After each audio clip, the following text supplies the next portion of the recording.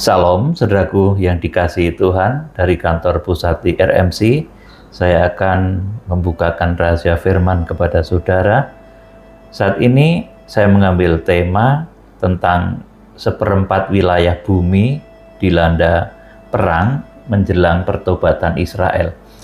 Ini dikisahkan di dalam kitab Wahyu pasal 6 ayat 7 sampai 8 bahwa detik-detik menjelang Israel itu bertobat dan menerima Tuhan Yesus Kristus dengan jumlah sesuai yang ditetapkan Alkitab, yaitu 144.000 dari suku keturunan Israel dimeteraikan, maka akan ada perang besar yang melanda seperempat wilayah di bumi.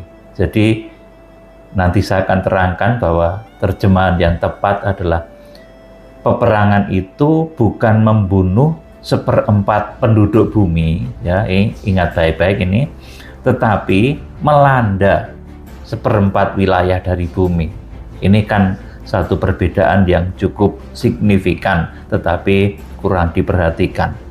Saudara yang dikasihi Tuhan, kita akan merunut dahulu siapa yang menjadi pelaksana, pelaku, bahkan karena peperangan besar ini yang memakan tepat seperempat wilayah bumi.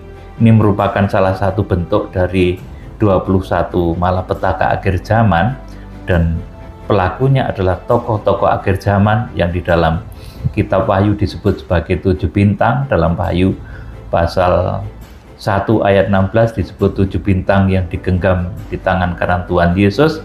Wahyu pasal 2 dan 3 sebagai 7 malaikat sidang, dan Wahyu pasal 10 disebut sebagai ketujuh guru.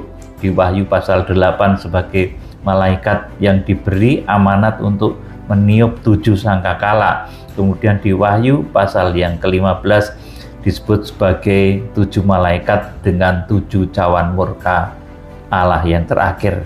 Kita akan memahami pribadi dari penunggang kuda kelabu. Siapakah dia? Karena dia adalah salah satu tokoh, saudaraku. Saudara yang harus kita pahami, yang pertama,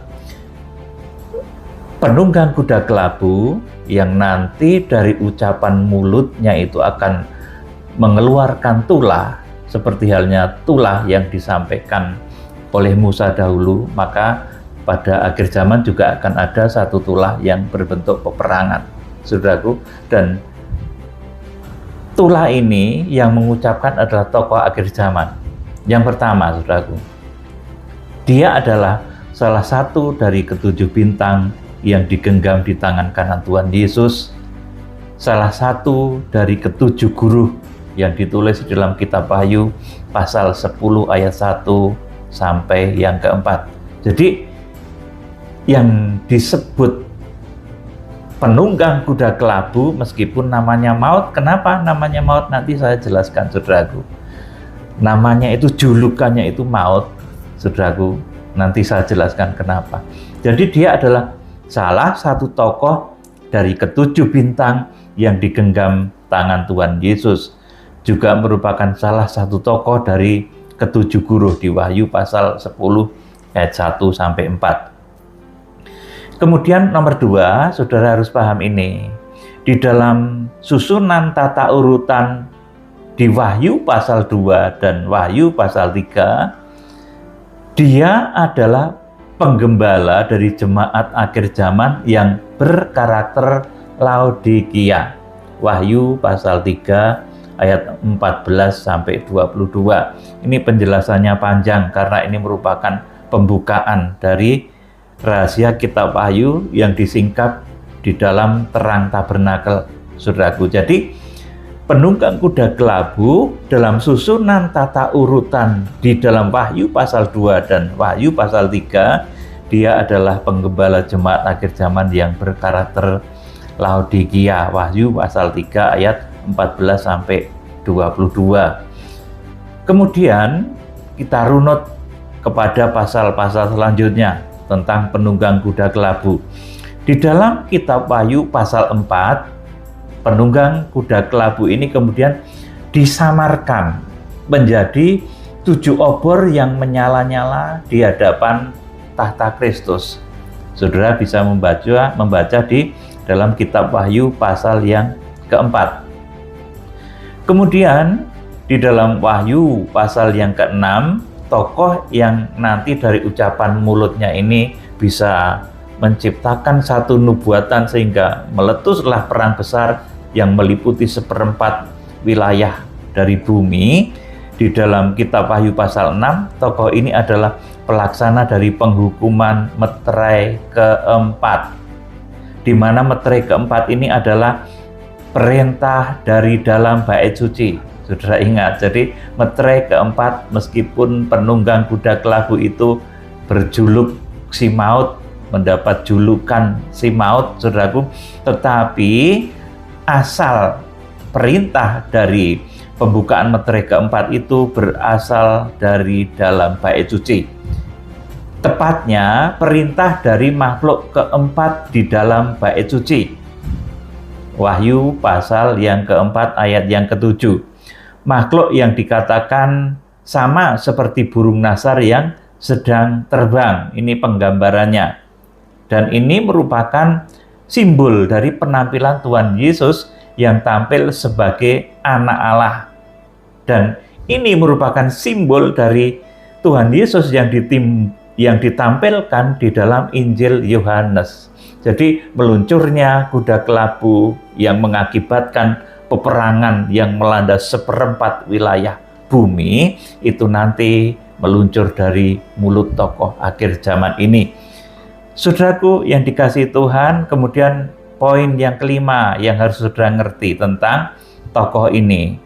Dalam kitab Nabi Zakaria pasal 1 ayat 8-10, ini adalah 4 kuda dan penunggangnya.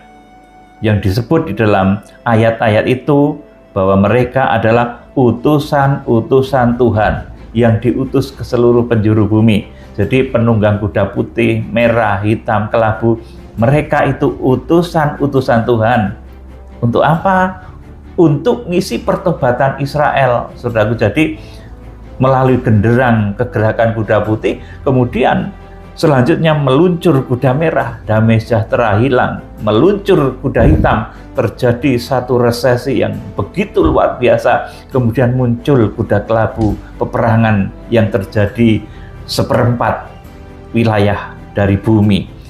Saudara yang dikasihi Tuhan Yesus Kristus, kemudian yang keenam, di dalam kitab Nabi Zakaria pasal 6 ayat 1-5, dia adalah salah satu tokoh yang di dalam pengutusannya ia menghadap Tuhan seluruh bumi sebelum ia diutus. Jadi para penunggang kuda itu sebelum mereka keluar dari antara gunung tembaga, mereka itu menghadap Tuhan seluruh bumi. Nah, ini merupakan rahasia pengutusan dari ke-7 bintang, saudaraku. Mereka pasti ditemui oleh Tuhan Yesus di dalam penampilannya sebagai imam besar. Karena yang mengutus Tuhan Yesus Kristus, yang mengutus adalah Tuhan sendiri, saudaraku. Yang mengutus ke-7 bintang itu adalah Tuhan Yesus Kristus yang tampil sebagai imam besar. Wahyu pasal 1 ayat 12-20. Saudara, kemudian juga kita akan merunut lagi di dalam kitab Nabi Yesaya pasal 49. Ini menceritakan ketika Sion dipulihkan, maka ini adalah tokoh yang dikatakan datang dari barat. Yesaya pasal 49 ayat ke-12. Saudaraku, dan menurut keyakinan iman saya, ini adalah tokoh yang berasal dari Amerika, saudaraku. Kemudian, yang ke-8 yang patut saudara ketahui, di dalam kitab Nabi Mika, pasal 5 ayat 5-6, tokoh nanti yang dari ucapan mulutnya ini bisa menciptakan perang yang melanda 1/4 wilayah bumi, merupakan salah satu tokoh dari 7 gembala yang akan dibangkitkan oleh Tuhan di akhir zaman untuk mencukur dosa Asyur dan dosa Nimrod dengan pedang terhunus. Saudaraku yang dikasihi Tuhan, Sekarang kita akan pelajari ayat-ayat tersebut dengan cepat dan cermat, saudaraku. Kita akan baca Wahyu pasal 1 ayat 16 dan 20. Jadi tadi yang melaksanakan nubuatan, ucapan dari ucapan mulutnya itu bisa mengeluarkan nubuatan yang menimbulkan tulah peperangan yang melanda seperempat wilayah bumi adalah salah satu tokoh di akhir zaman, di mana tokoh ini disebut juga salah satu bintang akhir zaman. Wahyu pasal 1 ayat 16 dan ayat 20 dibaca Pak Nendra. Dan di tangan kanannya ia memegang 7 bintang, dan dari mulutnya keluar sebilah pedang tajam bermata 2, dan wajahnya bersinar-sinar bagaikan matahari yang terik. Ayat 20. Dan rahasia ketujuh bintang yang telah kau lihat pada tangan kananku, dan ketujuh kaki dian emas itu, ketujuh bintang itu ialah malaikat ketujuh jemaat, dan ketujuh kaki dian itu ialah ketujuh jemaat. Amin. Saudaraku, jadi yang melakukan nubuatan sehingga nanti terjadi bencana tulah peperangan yang melanda seperempat wilayah bumi adalah salah satu tokoh dari ketujuh bintang di akhir zaman. Saudaraku yang dikasihi Tuhan, kita akan membaca di dalam kitab Wahyu pasal 3 ayat 14 dan 21. Coba dibaca. Dan tuliskanlah kepada malaikat jemaat di Laodikia. Ya, betul. Inilah firman dari Amin, saksi yang setia dan benar, permulaan dari ciptaan Allah. Terus 21. Barang siapa menang, ia akan kududukan bersama-sama dengan aku di atas tahtaku, sebagaimana aku pun telah menang dan duduk bersama-sama dengan Bapakku di atas tahtanya. Amin. Jemaat Laodikia ini jemaat yang jatuhnya sangat fatal, jatuh sangat dalam, jatuh pada mezbah korban bakaran. Jemaat Laodikia itu kaya tetapi pelit, tidak pernah bisa persembahan. Saudaraku, kaya tetapi sombong, saudaraku. Tetapi meskipun demikian, lewat kepemimpinan bintang ini yang pada gilirannya nanti di Wahyu pasal 6 ayat 7 sampai 8, bintang ini, tokoh ini nanti akan menubuatkan perang dahsyat di akhir zaman tersebut, saudaraku. Nah, di dalam penggembalaannya dia menggembalakan jemaat-jemaat yang kaya, saudaraku. Jemaat-jemaat yang super kaya, yang luar biasa, tetapi memiliki dosa kesombongan. Itulah kelemahan jemaat Laodikia, saudaraku. Jadi jemaat Laodikia ini tetapi termasuk dalam jajaran 7 kaki dian emas, jemaat yang mau ditegur kalau bersalah, mau diperbaiki kalau keliru, saudaraku. Jadi meskipun dosanya parah, orang-orang kaya yang sombong, saudaraku, tetapi dia merendahkan diri. Dia menjadi tahu berkorban, dia menjadi tahu berterima kasih, dia tidak sombong lagi lewat penggembalaan dari malaikat sidang ini. Yang nanti pada akhirnya tokoh ini nanti di Wahyu pasal 6 ditugasi oleh Tuhan untuk melakukan satu nubuatan, di mana nubuatannya itu akan berdampak menciptakan perang dahsyat yang melanda seperempat wilayah bumi. Kemudian kita akan membaca di dalam kitab Wahyu pasal 4 ayat yang ke-5. Dan dari tahta itu keluar kilat dan bunyi guru yang menderu, dan 7 obor menyala-nyala di hadapan tahta itu. Itulah ketujuh roh Allah. Amin. Bahkan ketujuh tokoh ini, saudaraku, karena dia sangat penuh dengan urapan Roh Kudus, maka dia disebut sebagai 7 obor yang menyala-nyala di hadapan tahta Allah. Itulah ketujuh roh Allah, hamba-hamba Tuhan yang diutus ke seluruh penjuru bumi, yang nanti di dalam kitab Wahyu sejak pasal 1 ditulis sebagai ketujuh bintang, Wahyu pasal 2 ditulis sebagai 7 malaikat sidang, Wahyu pasal 4 ditulis sebagai ketujuh obor, Wahyu pasal 8 sebagai 7 malaikat yang memegang 7 sangkakala, Wahyu pasal 15 disebut sebagai malaikat yang memegang 7 cawan murka Allah yang terakhir.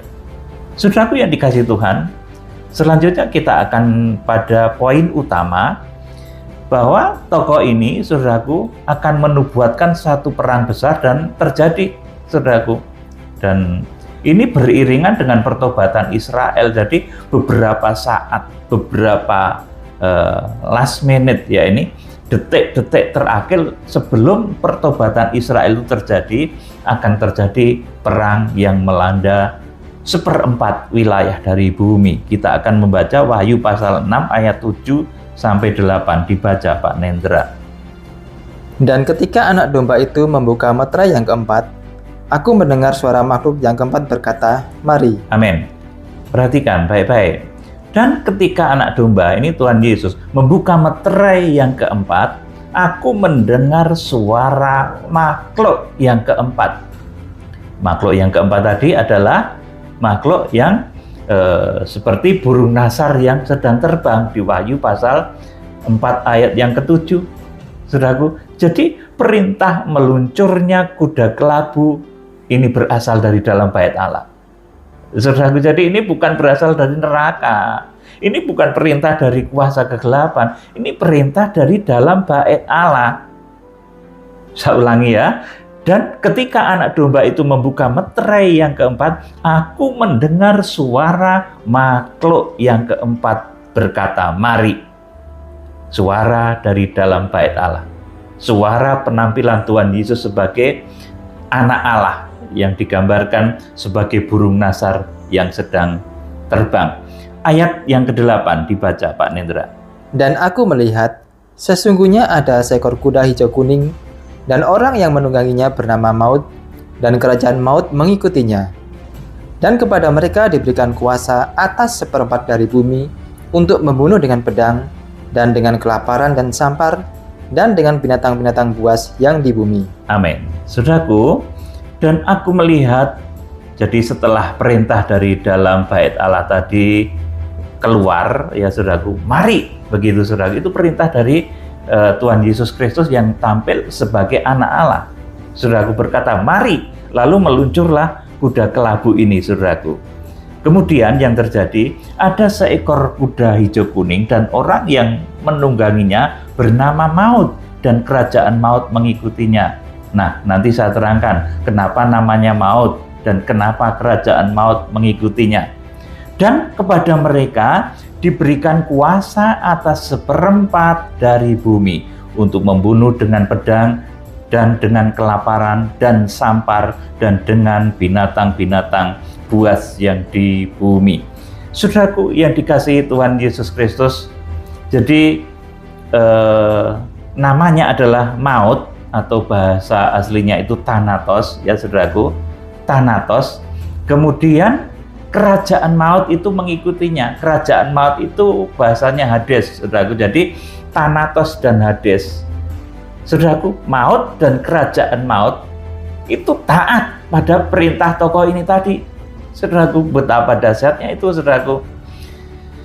Kemudian dikatakan, dan kepada mereka diberikan kuasa atas 1/4 dari bumi untuk membunuh dengan pedang, dan dengan kelaparan dan sampar, dan dengan binatang-binatang buas yang di bumi. Ini ada satu revisi dari saya ya, karena namanya pembukaan firman itu progresif untuk kebenaran ya, bukan progresif untuk ngaco ya, saudaraku. Saudaraku, jadi akibat nubuatan dari hamba Tuhan yang merupakan penunggang kuda kelabu ini, saudaraku, maka nanti akan terjadi peperangan yang melanda 1/4 wilayah dari bumi. Saudaraku, tidak disebutkan membunuh 1/4 penduduk bumi, tidak, saudaraku. Saya mohon maaf kalau dulu saya keliru, karena saya hanya mencontoh dari pendahulu yang mengatakan demikian. Tetapi setelah pembukaan firman ini semakin terbuka, ternyata Wahyu pasal 6 ayat 7 dan 8 ini, saudaraku, yang terjadi bukan 1/4 penduduk bumi itu mati, tetapi perang itu akan melanda 1/4 wilayah dari bumi. Nah, 1/4 wilayah dari bumi ini nanti jumlah penduduknya berapa? Kita belum tahu persis. Saudaraku, Alkitab menuliskan sebagai tetartos hoge. Artinya tetarta itu seperempat, ho itu dari, G itu bumi. Jadi saudaraku, nubuatan yang dikeluarkan dari mulut penunggang kuda kelabu itu nanti menimbulkan peperangan yang melanda seperempat dari wilayah di bumi. Nah, yang mati seberapa tentunya karena penyebaran penduduk itu tidak merata. Kalau seperempat itu terjadi di Eropa ya tentu banyak, saudaraku. Tapi kalau seperempat itu terjadi di Afrika, ya saudaraku, atau di Amerika Latin, beda lagi, saudaraku. Atau mungkin di Asia. Saudara, jadi fokusnya di dalam Wahyu pasal 6 ayat 7 sampai 8 ini adalah seperempat dari wilayah bumi nanti akan terkena dampak peperangan besar ini yang mengiringi pertobatan Israel. Detik-detik menjelang pertobatan Israel akan ada peperangan besar yang meliputi wilayah seperempat dari bumi. Saudaraku, jadi seperempat wilayah bumi, bukan seperempat jumlah penduduk bumi mati. Ini koreksi ya. Jadi saya sendiri pun kalau ada sesuatu yang belum tepat, saya koreksi, apalagi orang lain, saudaraku. Saudaraku yang dikasihi Tuhan, kita akan membaca nubuatan di dalam kitab Nabi Zakaria pasal 1 ayat 8 sampai 10. Yuk dibaca Pak Nendra.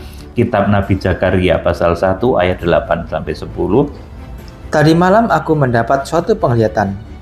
Tampak seorang yang menunggang kuda merah. Dia sedang berdiri di antara pohon-pohon murad yang di dalam jurang, dan di belakangnya ada kuda-kuda yang merah jambu, dan yang putih. Maka aku bertanya, apakah arti semuanya ini ya Tuanku? Lalu malaikat yang berbicara dengan aku itu menjawab, aku ini akan memperlihatkan kepadamu apa arti semuanya ini. 10. Orang yang berdiri di antara pohon-pohon murad itu mulai berbicara, katanya, inilah mereka, semua yang diutus Tuhan untuk menjelajahi bumi. Amin. Di dalam Zakaria pasal 1 ayat 8, ini antara kuda putih, merah, hitam, kelabu belum begitu jelas, saudaraku. Namun, saudaraku, di sini ada satu kepastian bahwa kuda dan penunggang-penunggangnya, mereka itu dikatakan di sini, inilah mereka semua yang diutus Tuhan untuk menjelajah bumi. Jadi nanti ketujuh malaikat sidang teristimewa yang disebut sebagai keempat penunggang kuda nanti pelayanannya akan menjelajah bumi, saudaraku. Menjelajah bumi karena diutus kemana-mana oleh Tuhan secara luar biasa. Kita juga akan membaca Zakaria pasal 6 ayat 1 sampai ke 5, dibaca Pak Nendra. Aku melayangkan mataku pula, maka aku melihat, tampak keluar 4 kereta dari antara 2 gunung. Adapun gunung-gunung itu adalah gunung-gunung tembaga. Ya, jadi kereta baik yang ditarik oleh kuda putih, merah, hitam, kelabu itu keluar dari gunung tembaga. Artinya apa, saudaraku? Untuk melakukan penghukuman. Tembaga itu berbicara dari hal penghakiman. Saudaraku, ayat yang kedua. Kereta pertama ditarik oleh kuda merah, kereta kedua oleh kuda hitam, Terus, kereta ketiga oleh kuda putih, dan kereta keempat oleh kuda yang berbelang-belang dan berloreng-loreng. amin. Susunannya di dalam Zakaria pasal 6 ayat yang kedua dan ketiga ini belum begitu detail seperti Wahyu pasal yang ke-6. Tetapi saudaraku sudah memberikan satu informasi yang cukup lumayan, saudaraku. Kemudian ayat yang keempat, Berbicaralah aku kepada malaikat yang berbicara dengan aku itu. Apakah arti semuanya ini Tuanku? terus, Berbicaralah malaikat itu kepadaku. Semuanya ini keluar ke arah keempat mata angin, sesudah mereka menghadap kepada Tuhan seluruh bumi. amin. Ini pengutusan dari ketujuh bintang, saudaraku. Jadi ketujuh bintang itu di dalam pengutusannya pasti mereka menghadap kepada Tuhan seluruh penjuru bumi. Ya, saudaraku, ini karakter. Jadi sudah ditulis dalam kitab Nabi Zakaria pasal 6 ayat yang kelima berbicara malaikat itu kepadaku, semuanya ini keluar ke arah keempat mata angin sesudah mereka menghadap kepada Tuhan seluruh bumi. Jadi penunggang kuda putih, merah, hitam, kelabu itu hamba-hamba Tuhan yang di dalam pengutusannya dia bertemu muka dengan Tuhan Yesus Kristus sendiri yang tampil sebagai imam besar, seperti Rasul Yohanes sendiri yang bertemu muka dengan Tuhan Yesus Kristus di Pulau Patmos. Saudaraku, ya begitu luar biasa. Kita akan membaca di dalam Yesaya pasal 49 ayat 12. Yesaya 49 ayat 12. Lihat, ada orang yang datang dari jauh, ada dari utara dan dari barat, dan ada dari tanah Sinim. Amin. Saudaraku, ini pengutusan, saudaraku, gambaran pengutusan. Itu jauh-jauh dari tokoh-tokoh yang akan dipakai Tuhan di akhir zaman, yang disebut sebagai ketujuh bintang itu asalnya jauh-jauh.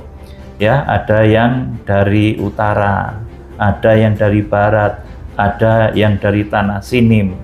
Dan karena Indonesia ini merupakan negara dengan pencetus dari kegerakan ini, maka kuotanya menjadi paling banyak. Ya, saudaraku, sudah saya sampaikan beberapa kali bahwa kuota untuk hamba-hamba Tuhan dari Indonesia cukup banyak, saudaraku. Kita akan membaca kitab Nabi Mika pasal 5 ayat 4 sampai 5.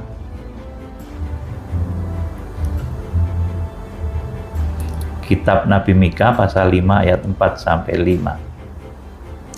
Dan dia menjadi damai sejahtera Ya. apabila Asyur masuk ke negeri kita, dan apabila ia menginjak tanah kita, maka kita akan membangkitkan melawan dia 7 gembala, bahkan 8 pemimpin manusia. Terus Mereka itu akan mencukur negeri Asyur dengan pedang, dan negeri Nimrod dengan pedang terhunus.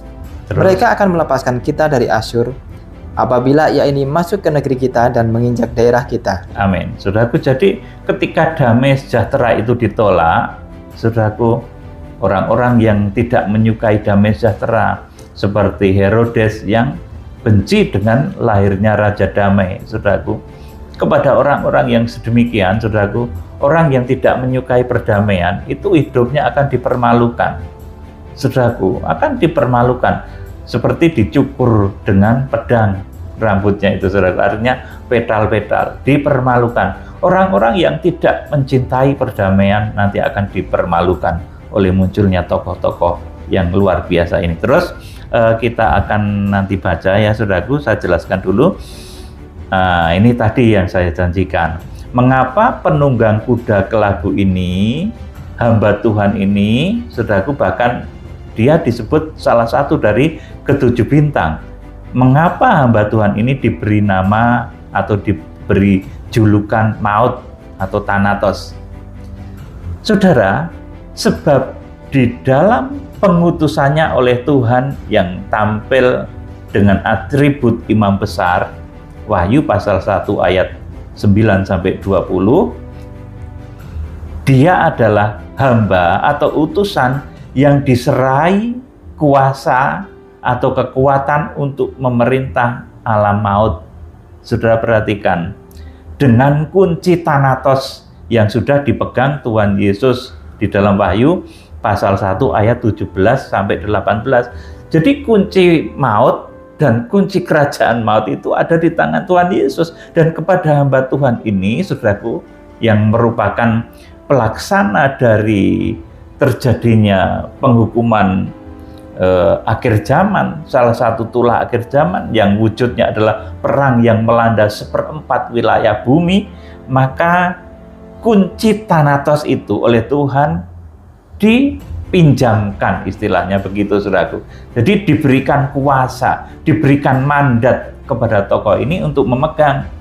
Saudara, jadi Tuhan Yesus itu meskipun dia memegang kunci maut, dia juga nggak apa-apa, saudaraku. Nah, hamba Tuhan ini karena dia, saudaraku, dipercaya, diberi mandat kunci maut, ya, saudaraku, akhirnya dia melaksanakannya. Memang hamba Tuhan itu tidak diutus untuk selalu menyampaikan berkat, berkat, dan berkat. Ada kalanya untuk menyatakan penghakiman, untuk menyatakan penghukuman.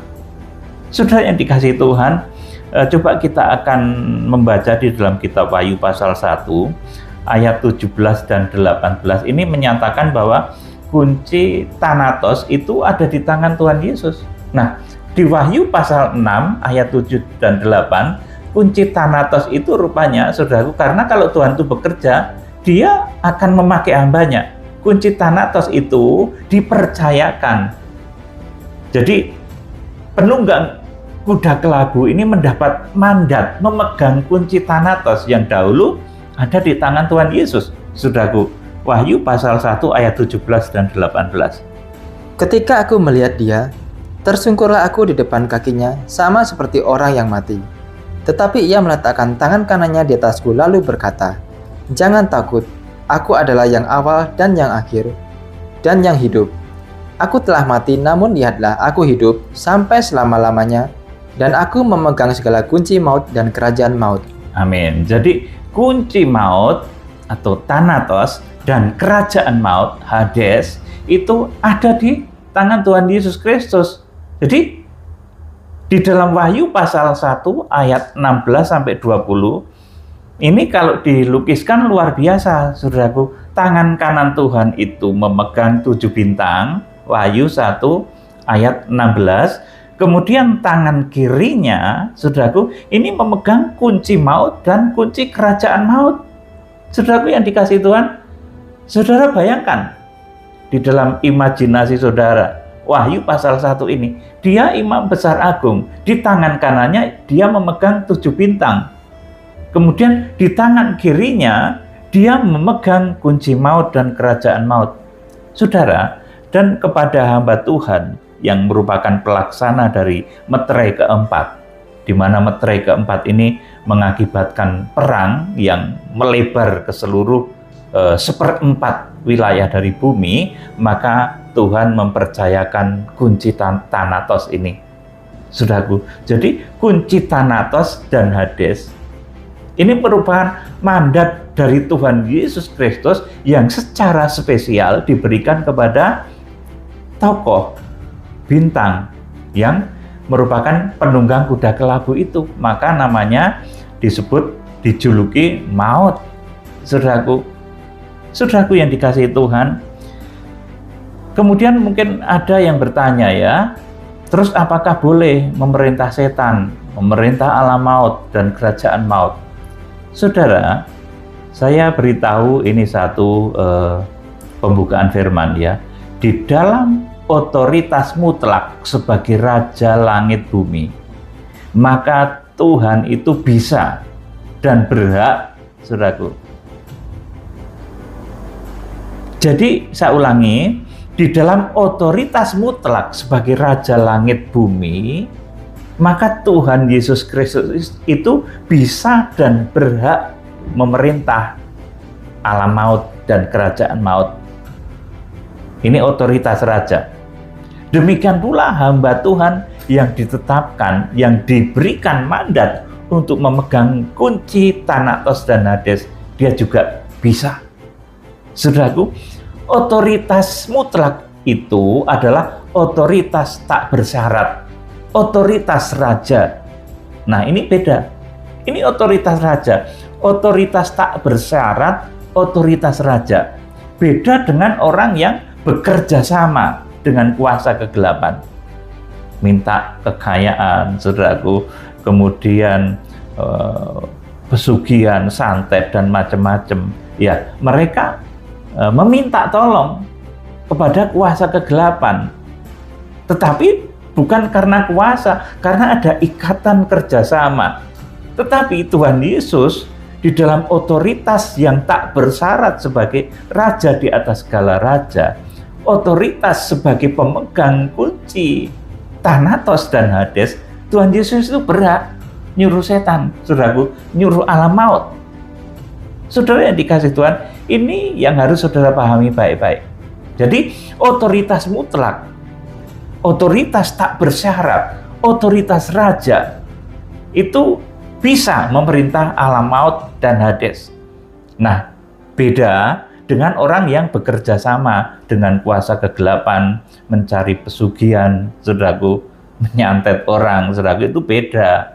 itu malah minta tolong. Nah, kalau orang yang memegang kunci Thanatos dan Hades, Tuhan Yesus yang memegang kunci Thanatos dan Hades, itu berhak memaksa kuasa kegelapan tanpa syarat. Saudaraku yang dikasihi Tuhan, jadi saya ulangi ya, beda dengan orang yang kerjasama dengan kuasa kegelapan, yang minta pada kuasa kegelapan untuk melakukan hal-hal tertentu, misalnya pesugihan, misalkan pelet, saudaraku, misalkan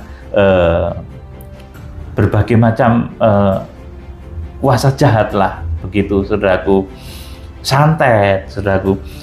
Orang yang mengamalkan ilmu-ilmu gelap itu tidak memerintah, tidak memegang kunci Thanatos dan Hades, tapi mereka kerjasama dengan Thanatos dan Hades tadi. Beda dengan orang yang memegang kunci maut dan kerajaan maut, saudaraku, sangat beda, saudaraku. Jadi orang yang mengamalkan ilmu-ilmu gelap itu tidak memerintah, tetapi bekerja sama dengan timbal balik mendapat sesuatu. Manusia dapat kekayaan dan iblis mendapat pengikut.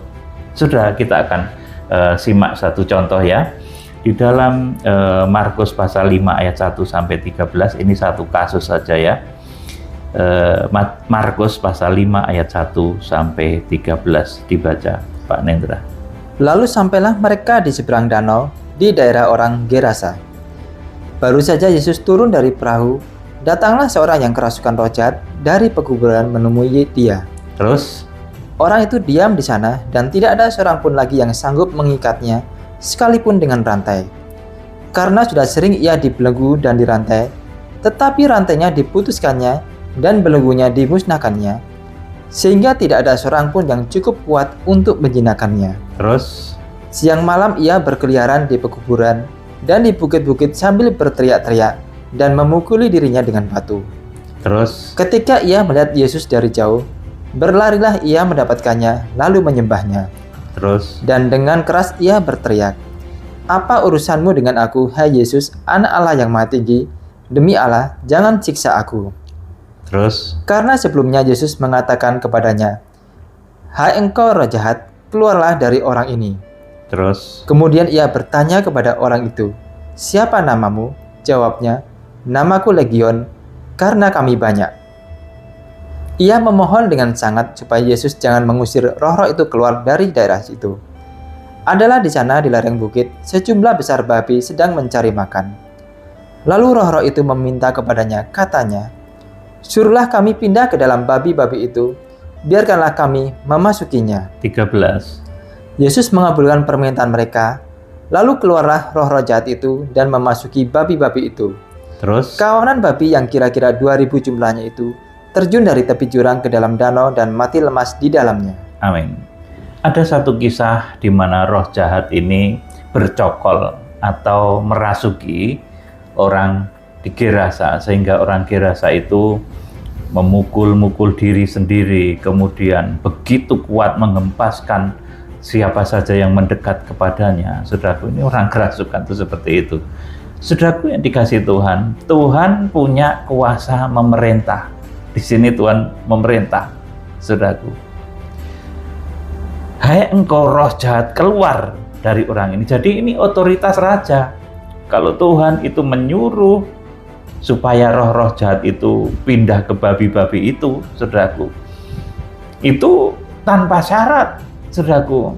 Jadi kuasa kegelapan tidak bisa meminta syarat apapun, tetapi ini otoritas raja. Demikian pula yang dikerjakan oleh tokoh yang ada di dalam kitab Wahyu pasal 6 ayat 7 sampai 8 yang mendapat julukan maut, tokoh maut, saudaraku.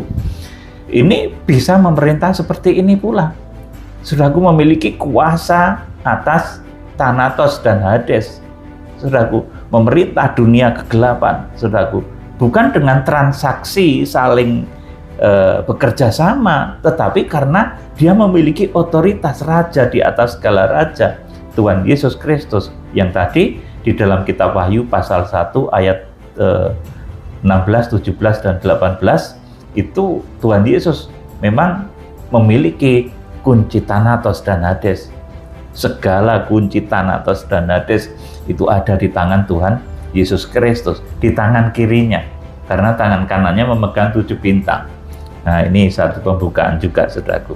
Saudara yang dikasihi Tuhan Yesus Kristus, maka ketika meterai keempat dibuka, maka bintang yang keempat yang julukannya adalah Thanatos, guru yang keempat yang julukannya adalah Thanatos, ini julukan ya saudaraku, memiliki kuasa yang diberikan oleh Tuhan Yesus, pemegang kunci Thanatos dan Hades, untuk menimbulkan sebuah malapetaka besar, wabah, perang, sampar yang melanda 1/4 wilayah bumi. Jadi ini bukan membunuh 1/4 penduduk bumi, tetapi saudaraku, perang besar, wabah besar, saudaraku, ini melanda 1/4 wilayah dari bumi. Saat itu alam maut, di mana di sana iblis dan setan merajalela, itu diizinkan Tuhan untuk dibuka dan menimbulkan malapetaka yang begitu dahsyat, peperangan atas 1/4 wilayah bumi. Nah, simak baik-baik, kalau ada peperangan yang sudah menimbulkan dampak pada 1/4 wilayah di bumi, perhatikan baik-baik, sebentar lagi itu Israel dimeteraikan. Dan kalau Israel dimeteraikan, maka saudara, apa yang disebut dengan harpazo atau pengangkatan itu sudah sangat dekat. Kiranya Tuhan Yesus Kristus memberkati.